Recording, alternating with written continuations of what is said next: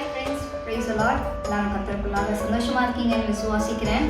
பல கதவுகள் மனிதரால் அடைக்கப்பட்ட போதிலும் பல்லாயிரம் கதவுகளை என் இயேசு எனக்காக திறந்து வைத்திருக்கிறார். மனிதர் அடைத்த கதவுகள் ஒன்றோ இரண்டோ, நீர் எனக்காக திறந்தது ஆயிரம் அன்றோ.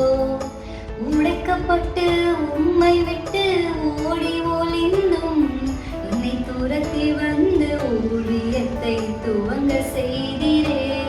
என் ஆதாரமே, என் ஆதரவே, அழைத்த அழைப்பின் காரணரே. மனுஷனால பல கதவுகள் நம்மளுடைய வாழ்க்கை அடைக்கப்பட்டு ஆண்டவர் விட்டு உடைக்கப்பட்ட ஒரு நிலைமையில ஓடி போன போதிலும் ஆண்டவர் நமக்காக பல கதவுகளை திறக்கிறவராக இருக்கிறாரு.